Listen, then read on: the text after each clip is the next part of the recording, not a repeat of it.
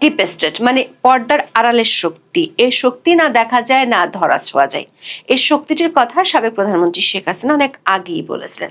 তাকে ক্ষমতা থেকে সরানোর চক্রান্ত এই ডিপ স্টেট করেছিল, এমন অভিযোগ তিনি ক্ষমতায় থাকাকালেই করেছিলেন। কিন্তু বিরোধী পক্ষ সেটিকে কথার কথা বলেই মানতেন। শেখ হাসিনা পক্ষের লোকজন মনে করে এই ডিপ স্টেটের চক্রান্তই ছিল মেটিকুলাস ডিজাইন, যেটি কোটা সংস্কার আন্দোলনকে নিয়ে গিয়েছিল এক দফার সরকার পতনের আন্দোলনে।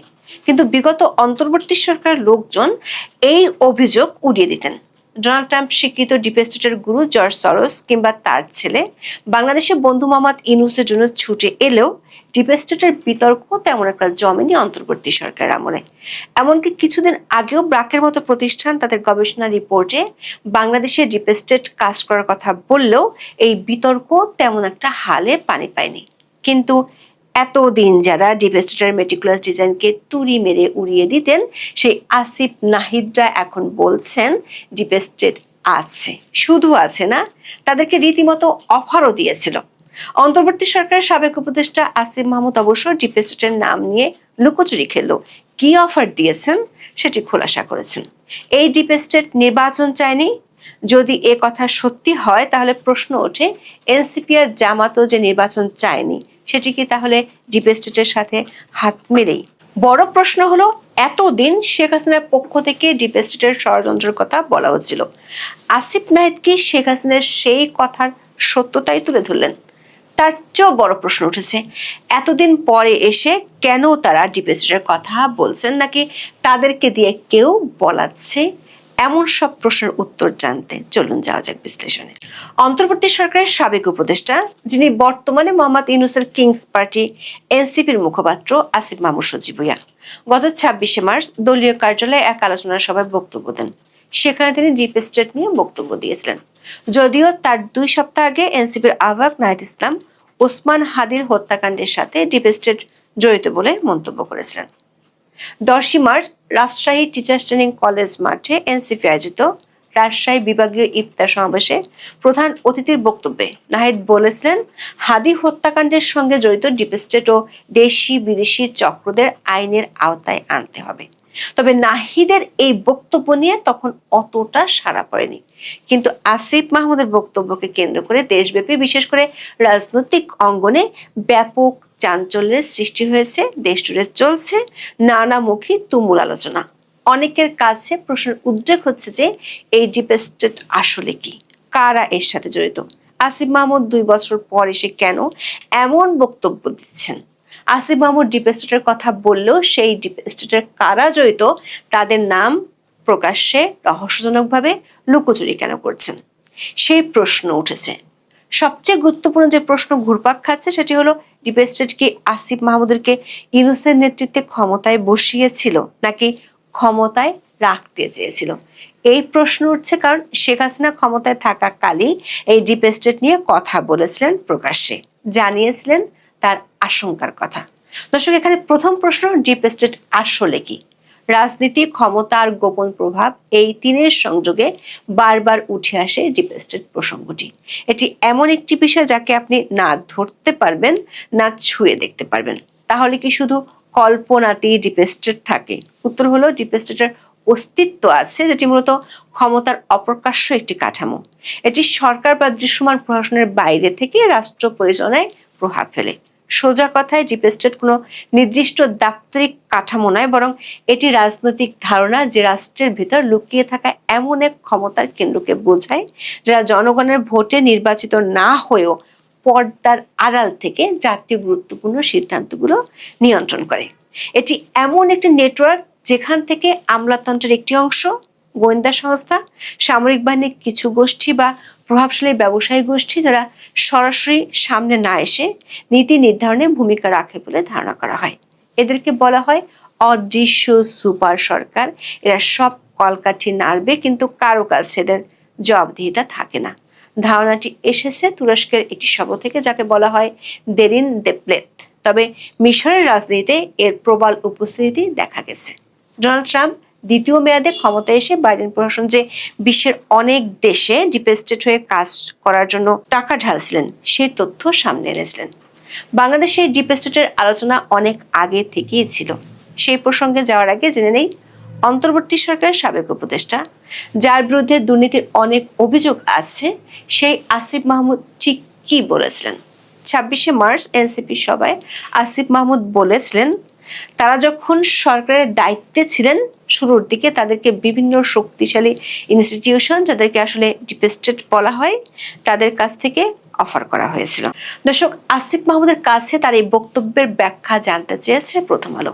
সেখানে তিনি বলেছেন, অন্তর্বর্তীকালীন সরকার দায়িত্ব নেওয়ার প্রথম 3 থেকে 5 মাসের মধ্যে বিভিন্ন প্রভাবশালী প্রতিষ্ঠান বা ডিপ স্টেটের পক্ষ থেকে এই যোগাযোগ করা হয়েছিল। এর অর্থ হলো মোহাম্মদ ইউনূস ক্ষমতা নেয়ার 3 থেকে 5 মাসের মধ্যে ডিপ স্টেট যোগাযোগ করেছিল এবং কিছু প্রস্তাব দিয়েছিল। সেসব প্রস্তাবের মূল নির্যাস ছিল আওয়ামী লীগ সরকারের সাংবিধানিক মেয়াদ অর্থাৎ 2029 সাল পর্যন্ত এই সরকারকে টিকে থাকার জন্য যাবতীয় সহযোগিতা করবে ডিপ স্টেট। এর বিনিময়ে তাদের কিছু নির্দিষ্ট শর্ত পূরণ করতে হতো। আসিফ মাহমুদ দাবি করেছেন, ডিপ স্টেট ক্ষমতায় থাকার পুরো প্রক্রিয়া সাজিয়ে দিয়েছিল, কিন্তু ইউনূসের অন্তর্বর্তী সরকার তাতে সায় দেয়নি, বরং অন্তর্বর্তী সরকার নির্বাচন দিতে চেয়েছে।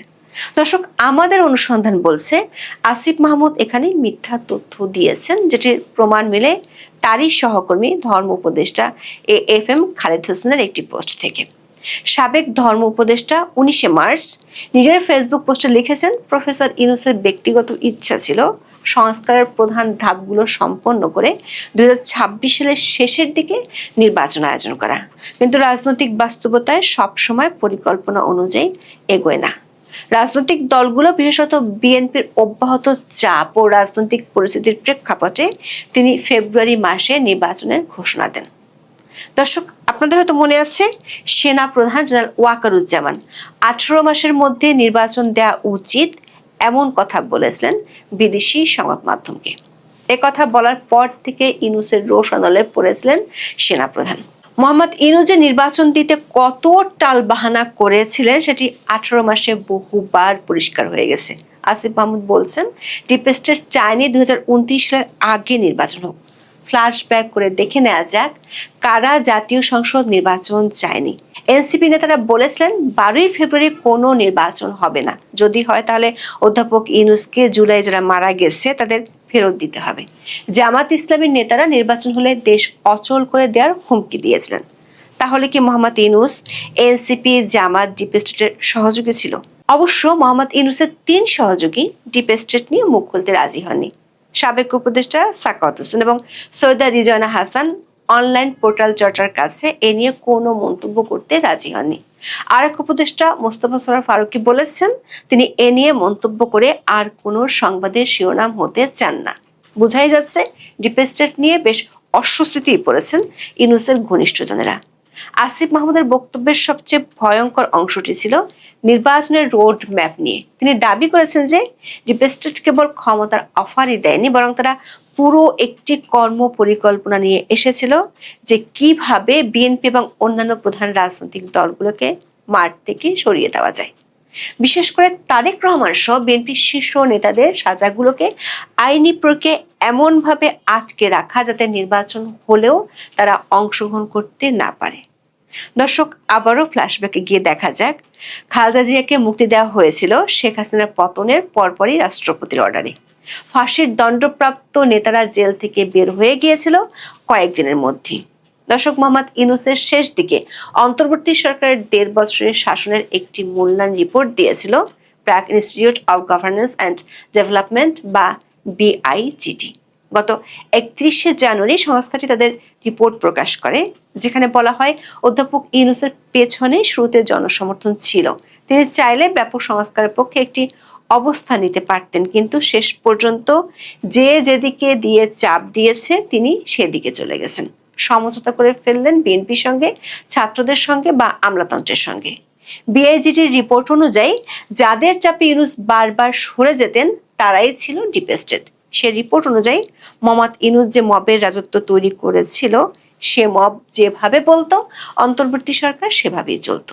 দর্শক, আসিফ মাহমুদের ভাষ্য অনুযায়ী ডিপ স্টেট তাদের প্রস্তাব দিয়েছিল অন্তর্বর্তী সরকার দায়িত্ব নেওয়ার 3 থেকে 6 মাসের মধ্যে।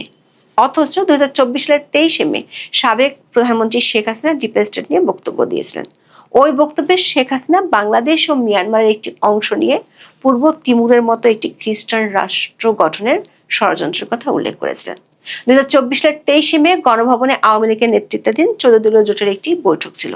সেই বৈঠকের সূচনা বক্তব্যে শেখ হাসিনা বলেছিলেন, বাংলাদেশে একটি বিদেশি শক্তি এয়ারবেস নির্মাণের প্রস্তাব দিয়েছিল, তবে তিনি স্পষ্ট করে কোনো দেশের নাম উল্লেখ করেননি। একই বক্তব্যে তিনি আরো বলেন, বাংলাদেশ ও মিয়ানমারের একটি অংশ নিয়ে একটি খ্রিস্টান রাষ্ট্র গঠনের চক্রান্ত চলছে। তিনি আরো উল্লেখ করেন, বঙ্গোপসাগর ও ভারত মহাসাগরের প্রাচীন কাল থেকে ব্যবসা বাণিজ্য চলে। এই জায়গাটার উপর অনেকেরই নজর, সেটা তিনি হতে দিচ্ছিলেন না। এটা তার একটা অপরাধ। এই বক্তব্য দেওয়ার 2.5 মাসের মধ্যে শেখ হাসিনা সরকার ক্ষমতাচ্যুত হয়। আসিফ মাহমুদ ডিপ স্টেট নিয়ে বক্তব্য দেওয়ার পর অনলাইনে অনেকে প্রশ্ন রাখছেন, তাহলে কি শেখ হাসিনার কথাই ঠিক? ডিপ স্টেট চেয়েছে বলে কি শেখ হাসিনার পতন হয়েছে? দর্শক, 2024 সালে ছাত্রদের নেতৃত্বে গড়ে ওঠা যে আন্দোলনে আওয়ামী লীগ সরকার ক্ষমতাচ্যুত হয়, সেই আন্দোলনে মার্কিন যুক্তরাষ্ট্রের ডিপ স্টেটের ভূমিকা ছিল এমন আলোচনা বিভিন্ন সময় উঠে এসেছে। কিন্তু অন্তর্বর্তী সরকারের গুণমুগ্ধদের পক্ষ থেকে বরাবরই এই অভিযোগ অস্বীকার করা হয়েছে। আবার 2007 সালে যে 111 সরকার, সেটিতেও ডিপ স্টেটের সরকার ছিল এমন অভিযোগও আছে। এসব অভিযোগ যদি সত্যি হয়, তাহলে এটি পরিষ্কার অনেক আগে থেকে বাংলাদেশে বিদেশি আর দেশীয় শক্তি মিলে ডিপ স্টেট কাজ করছে। আসিফ মাহমুদ নাম প্রকাশ না করলেও বলেছেন, ডিপ স্টেটের মধ্যে বিদেশি শক্তি ছিল। 2025 সালের 20শে মার্চ আমাদের প্রচারিত একটি ভিডিওতে আমরা দেখিয়েছিলাম কিভাবে বিদেশি শক্তি জুলাই আন্দোলনের সময় কাজ করেছিল। বাংলাদেশের জুলাই আন্দোলনের সংগঠিত হত্যাকাণ্ড নিয়ে জাতিসংঘের তদন্ত দলের রিপোর্ট প্রকাশিত হয়েছিল গত বছরের 12 ফেব্রুয়ারি। সেই রিপোর্টের 38 নম্বর পৃষ্ঠার 137 নম্বর অনুচ্ছেদে বলা হয়েছে, জুলাই আন্দোলনে মানবাধিকার লঙ্ঘনের পরিণতি কি হতে পারে সেটি বাংলাদেশের যথাযথ কর্তৃপক্ষকে জুলাই আন্দোলন চলাকালে জানানো হয়েছিল, যার কারণে বাংলাদেশের সেনার সদস্যরা জুলাই আন্দোলনে গুলি চালানি বলে মন্তব্য করা হয়েছে জাতিসংঘের রিপোর্টে। তার প্রমাণ হিসেবে 2024 সালের 29শে জুলাই জাতিসংঘের নিয়মিত প্রেস ব্রিফিং এ যে তথ্য তুলে ধরা হয়েছিল তার রেফারেন্স টানা হয়েছে। ঠিক যেমন ভয় 2007 সালের সময় দেখানো হয়েছিল। সেই সময় এই বিদেশি শক্তি পরিচিত ছিল টুরিস্ট গ্রুপ নামে, যাদের বাংলাদেশের টুরিস্ট গ্রুপের একটি অংশ বলেই পরিচিত। দর্শক, সারা দুনিয়া জুড়ে মার্কিন প্রশাসনের বিরুদ্ধে ডিপ স্টেট হিসেবে ভূমিকা রাখার অভিযোগ আছে। 1 জানুয়ারি 2023 থেকে 1 এপ্রিল 2024 সাল পর্যন্ত ট্রাম্পের ট্রুথ সোশ্যালের একটি বিশ্লেষণ অনুসারে ট্রাম্প 56 বার এই ডিপ স্টেটকে ছাড়খাড় করে দেওয়ার কথা বলেছেন। এর মধ্যে 9টি পোস্টে তিনি কিভাবে ধ্বংস করবেন সে পরিকল্পনার কথা বলেছেন। বলা হয়, বিল ক্লিন্টন প্রেসিডেন্ট হওয়ার পর থেকে সারা বিশ্বের অনেক দেশে সরকার পরিবর্তন কিংবা নিজেদের পছন্দসই সরকার বসানোর জন্য মার্কিন প্রশাসন কাজ করত। আর দুনিয়াব্যাপী এই ডিপ স্টেটের গুরু হলেন জর্জ সরোস। এই সরোসের অকৃত্রিম বন্ধু হলেন মোহাম্মদ ইউনূস। ইউনূস ক্ষমতা থাকাকালে সরোসের ছেলে 2 বার বাংলাদেশে এসেছিলেন, যেটি অতীতে কখনোই ঘটেনি। সরোসের ছেলে একটি রাজনৈতিক দলের নেতাদের সাথে বৈঠক করেছিলেন, সেটির নাম এনসিপি। আসিফ মাহমুদ যে বিদেশি শক্তির কথা বলেছেন সেটি নিশ্চয়ই জর্জ সরোস কিংবা পিটার হাস নয়, যারা এনসিপির বন্ধু। যদি না হয়, তাহলে অন্য বিদেশি শক্তি কারা, যারা ইউনূসকে 2029 সাল পর্যন্ত ক্ষমতায় রাখতে চেয়েছিলেন? দর্শক, যদি অনেক আগে থেকে বাংলাদেশের ডিপ স্টেট কাজ করে থাকে, তাহলে আসিফ মাহমুদ কিংবা নাহিদ ইসলামের যে সরকার ছিল সেটি যে ডিপ স্টেট এনেছিল সে অভিযোগ সত্যি হয়ে যায়। তাহলে প্রশ্ন ওঠে, আসিফ নাহিদরা এখন কেন হঠাৎ করে ডিপ স্টেটের কথা বলছেন? তারা হঠাৎ এমন ডিপ স্টেটের গল্প রাজনীতির ময়দানে ছাড়লেন কেন? গণতন্ত্রের প্রতি নিজেদের শ্রদ্ধাবোধের প্রমাণ দিতে, নাকি একটি বিতর্ক উস্কে দেওয়ার চেষ্টা, নাকি তাদের দিয়ে কেউ বলাচ্ছেন? হাদি হত্যাকাণ্ডের সাথে ডিপ স্টেটের রাতারাতি সম্পর্ক তৈরি করছেন এমন এক সময় যখন হাদি হত্যাকাণ্ডের সাথে জড়িত 2 জন ধরা পড়েছে। এটা কি গুমর ফাঁস হয়ে যাওয়ার ভয় থেকে? প্রশ্ন উঠেছে, আসিফ মাহমুদ বলছেন ডিপ স্টেট চায়নি নির্বাচন হোক। অভিযোগ আছে হাদি হত্যাকাণ্ড ঘটানো হয়েছিল যাতে দেশে বিশৃঙ্খল পরিস্থিতি তৈরি হয় এবং তাতে নির্বাচন বানচাল হয়ে যায়। আবার এনসিপি জামাত প্রকাশ্যে নির্বাচনের বিরোধিতা করেছে। বিভিন্ন ইস্যু, সংস্কার, স্থানীয় সরকার নির্বাচন, পিআর পদ্ধতি, জুলাই সনদ ইত্যাদি সামনে এনে নির্বাচন পিছিয়ে দেওয়ার কৌশল তারা নিয়েছিল। দৈনিক ইনকিলাবের এক রিপোর্টে বলা হয়েছে, সোশ্যাল মিডিয়ায় অনেকেই দাবি করছেন দুর্নীতির দায়ে অভিযুক্ত আসিফ মাহমুদকে ডেকে নিয়ে এ ব্যাপারে জিজ্ঞাসাবাদ করা উচিত, ডিপ স্টেটের মুখোশ খুলে দেওয়া প্রয়োজন। সম্মানিত দর্শক, বাংলাদেশের রাজনীতিতে আবার হঠাৎ করে ডিপ স্টেট যে শব্দটি বা থিওরিটি সামনে চলে এসেছে। আপনারা সবাই জানেন যে অন্তর্বর্তীকালীন সরকারের অত্যন্ত প্রভাবশালী উপদেষ্টা জনাব আসিফ মাহমুদ সচিব ভুইয়া, যিনি এককালীন কিংস পার্টি এবং এখন সংসদের অন্যতম বিরোধী দল এনসিপি, সেই এনসিপির প্রধানতম মুখপাত্র, এবং তিনি অবশ্যই জুলাই আগস্ট যে বিপ্লব, সেই বিপ্লবের প্রধানতম মাস্টারমাইন্ড ছিলেন, রাজপথের মাস্টারমাইন্ড ছিলেন। তিনি যে কথাটি বলেছেন তা হলো, ডিপ স্টেট যারা পরিচালনা করেন, ডিপ স্টেটের যারা হর্তাকর্তা, তারা অন্তর্বর্তীকালীন সরকারকে বলেছিল যে 2029 সন পর্যন্ত ক্ষমতায় থেকে যাওয়ার জন্য, এবং ডিপ স্টেটের সেই কর্তা ব্যক্তিরা সরকারকে ইনফ্লুয়েন্স করেছিল, প্রভাব করেছিল যে বিএনপির হাতে ক্ষমতা দেয়া যাবে না। সরাসরিভাবে না বললেও অর্থ যে 29 সাল পর্যন্ত যদি ক্ষমতায় থাকে তাহলে ইলেকশন হবে না, আর ইলেকশন যদি না হয় তাহলে বিএনপি ক্ষমতায় আসতে পারবে না। আর ক্ষমতায় যদি সেই ডক্টর মোহাম্মদ ইউনূস সাহেব থাকতেন তাহলে জামাত, এনসিপি তারা তেলে ঝুলে আজকে যে দুর্দশার মধ্যে পড়েছেন এরকম অবস্থা হতো না, এবং তারা তাদের সেই শাসন আমলে যে তেলে ঝুলেছিলেন ঠিক সেই অবস্থায় তারা থাকতেন। তো এই যে তার যে বক্তব্য অলনে ছাড়েন, এই সময়টাতে তিনি কেন বললেন, রিজনটা কি? এখন আপনি কি তাকে শিশু বলবেন, পাগল বলবেন, অবোধ বলবেন? আমার তো মনে হয় না।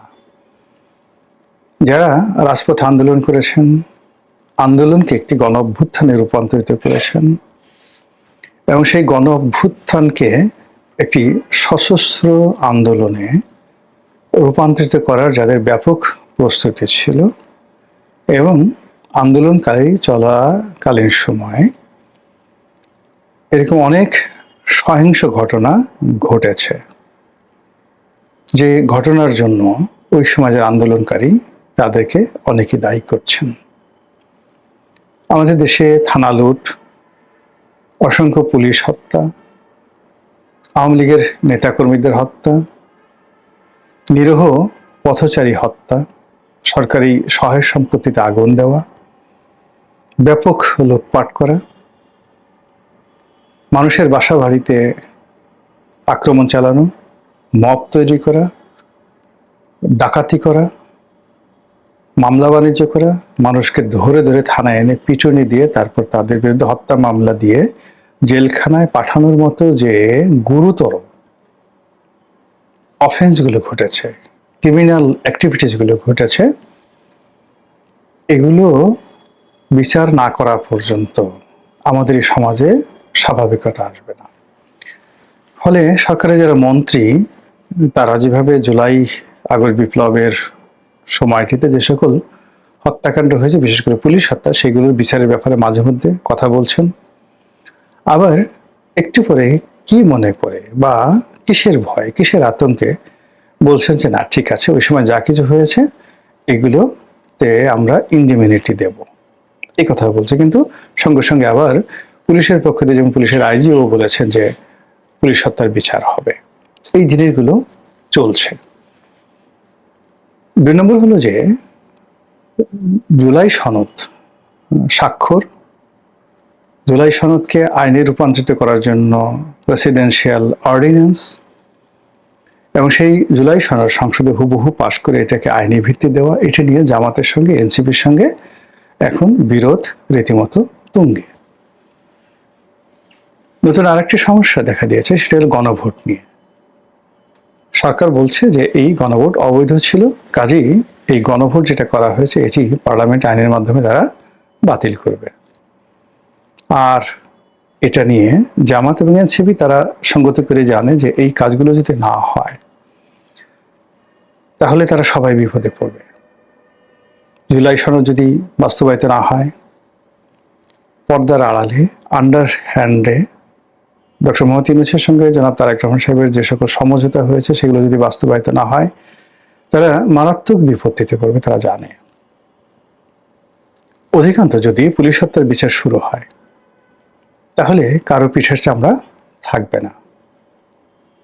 তো এই যে বিষয়, সেই বিষয়গুলো সরাসরি না বলে সরকারের উপর একটা চাপ তৈরি করার জন্য যে ডিপ স্টেট পলিসি বা থিওরি আমরা কানাঘুষা করছিলাম, সেটি জনাব আসিফ মাহমুদ সজীব ভুঁইয়া সামনে নিয়ে এসেছেন। তো তিনি এগুলো কেন আনলেন? বোঝার চেষ্টা করুন যে তিনি বা তার যারা সহযোগী তারা একটি সশস্ত্র যুদ্ধের জন্য প্রস্তুতি তাদের ছিল, থানা লুট হওয়ার আগে, পুলিশ মার খাওয়ার আগে। ইট মিনস তাদের সামরিক প্রশিক্ষণ ছিল মিলিটারির সাথে যুদ্ধ করার, তাদের সামরিক প্রশিক্ষণ তারা নিয়েছিল পুলিশের সাথে যুদ্ধ করার, গেরিলা যুদ্ধ চালিয়ে আওয়ামী লীগের নেতাকর্মীদেরকে হত্যা করা, মন্ত্রীদেরকে হত্যা করা, যে কোনো অপারেশন চালানোর জন্য তাদের সবগুলো যাকে বলা হয় ট্রেনিং ছিল। এটা বোঝার জন্য রকেট বিজ্ঞানে হওয়ার দরকার নাই, নচেত তারা কি করে যুদ্ধ করবেন, কি করে গেরিলা যুদ্ধ করবেন।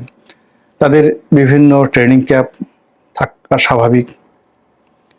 গভীর অরণ্যে, টেকনাফ, উখিয়া, বান্দরবন, খাগড়াছড়ি, রাঙামাটি, এই যে বিস্তীর্ণ এলাকাতে যে সকল বিদ্রোহী গ্রুপ রয়েছে যারা অহরহ যুদ্ধ করে, তাদের সঙ্গে তাদের সম্পর্ক থাকা, সীমান্ত অঞ্চলগুলোতে তাদের বিভিন্ন ঘাঁটি থাকা, বাংলাদেশের অন্যান্য যে সকল এলাকায় অরণ্য রয়েছে, যেমন সুন্দরবন রয়েছে, সিলেট রয়েছে, গাজীপুর, ভাওয়াল রয়েছে, এই সকল এলাকাতে তাদের সেই ঘাঁটি থাকা স্বাভাবিক। যদি তারা সত্যিকার অর্থে গেরিলা যুদ্ধ করতে চায় বা আগ্রহী, এই সমস্ত এলাকায় অবশ্যই তাদের লোকজন থাকার কথা।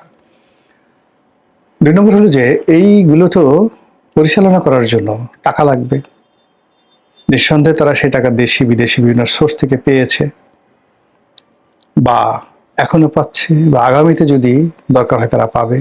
এটা একটা অমীমাংসিত বিষয়, হিউজ কোশ্চেন।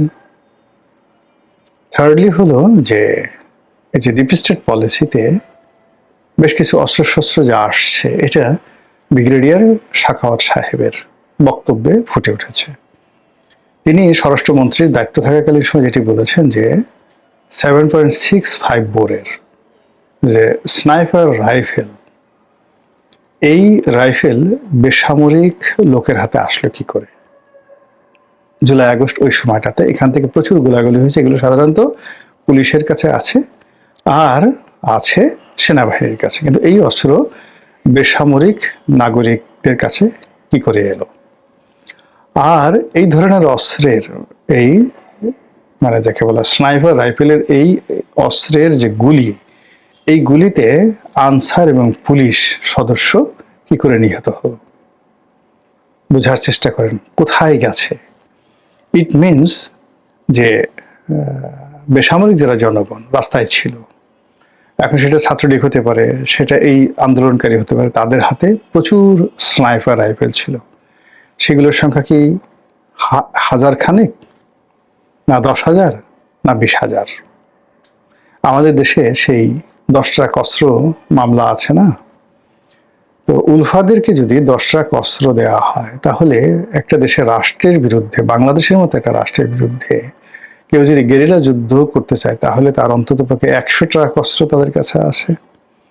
একটু লোড করে দেখেন তো যে স্নাইপার রাইফেল একটা ট্রাকে কয় হাজার বা কয়শো রাখা যায়, আমি বলতে পারবো না। তো এই যে বিপুল পরিমাণ অস্ত্র থাকার সম্ভাবনা, তার সঙ্গে যদি আবার থানা লুট করা এবং এসএসএফ এর অস্ত্র ছিনিয়ে নেওয়া, এমনকি অন্যান্য বাহিনীর অস্ত্র ছিনিয়ে নেওয়া, এরকম অস্ত্রের সংখ্যা কত? Not less than 10,000। যেটা কাগজ কর্মে আছে 10,000। আর কাগজের বাইরে যে সকল থানায় ধরেন অনেক প্রাইভেট অস্ত্র জমা আছে, সেগুলো তো লুট হয়ে গেছে, তা তো আমরা এখনো ডিটেলস জানি না। তাহলে এই ডিপ স্টেটের যারা লোকজন তাদের হাতে আসলে কত অস্ত্র আছে, এবং এই অস্ত্র বর্তমান সরকারের জন্য রীতিমতো অশনিক সংকেত। তো সেই অশনিক সংকেত বুঝিয়ে দেওয়ার জন্য, জানিয়ে দেওয়ার জন্য আসিফ মাহমুদ সজীব ভুঁইয়া সরকারের উদ্দেশ্যে যদি আবার সেই ডিপ স্টেটের যে থিওরি সেটি তুলে ধরেন বা সে কথা স্মরণ করিয়ে দেন, এর অর্থ যে সেই অস্ত্র তো এখনো জমা দেওয়া হয়নি, অস্ত্র উদ্ধার করা হয়নি, ট্রেনিংও জমা দেওয়া হয়নি, যারা প্রস্তুতি নিয়েছিল তাদেরকে অ্যাসার্টেন করা যায়নি। যেমন শান্তি বাহিনীর সদস্যদেরকে পুনর্বাসিত করা হয়েছে, এদেরকে পুনর্বাসিত করা হয়নি। এবং আপনি দেখবেন যে অনেকগুলো মানুষ আমাদের সমাজে ভীষণ রকম উগ্রতা ছড়িয়ে পড়েছে। কোন একটা মানুষের পকেটে যদি টাকা থাকে, অস্ত্র থাকে, গোলাবারুদ থাকে, ট্রেনিং থাকে, ওর ভাবসাবই আলাদা। এই সমাজের এখন সেই গত 17-18 মাসে অনেকগুলো মানুষ, একজন দুজন না, হাজার হাজার মানুষ, টেকনাফ থেকে তেঁতুলিয়া পর্যন্ত অল অন এ সাডেন তারা সবাই খুব সাহসী হয়ে পড়েছিল। এখনো তাদের সে সাহস আছে। তারা এসপিকে ধাক্কা দিচ্ছে, ডিসিকে গালাগালি করছে, ওসিকে তো পাত্তাই দিচ্ছে না। এরকম ঘটনা গত 17 মাসে কত হাজার ঘটেছে। তার যদি ট্রেনিং না থাকতো, তার যদি অর্থ না থাকতো, তার যদি অস্ত্র না থাকতো, এই কাজগুলো তার করার কথা না। কেবলমাত্র শক্তি দিয়ে এই কাজ করা যায় না। There is a chain, there is a line. তো আসিফ মাহমুদ সজীব ভুঁইয়া ডিপ স্টেট পলিসির যে সূত্র তিনি বলেছেন, কথা তিনি বলেছেন, তিনি এমনি এমনি বলেননি। তিনি সরকারের উপর একটা চাপ প্রয়োগ করার চেষ্টা করছেন যে বেশি বাড়াবাড়ি করবেন না, বেশি চালাকি করবেন না, যেভাবে কথা হয়েছে, যেভাবে কমিটমেন্ট দিয়েছেন, যেভাবে ডিল হয়েছে সেই অনুযায়ী সবকিছু করেন। জুলাই সনদ থেকে সবকিছু, আদারওয়াইজ ওই যে ডিপ স্টেট, ওই দেখা যায় তাল গাছ, ওই আমাদের গা, ওইখানেতে বাস করে কানাবুগির ছা। বুঝতে পারলেন কিছু? মহান আল্লাহ আমাদের সবাইকে হেদায়েত দান করুন, হেফাজত করুন। আসসালামু আলাইকুম ওয়া রাহমাতুল্লাহি ওয়া বারাকাতুহু।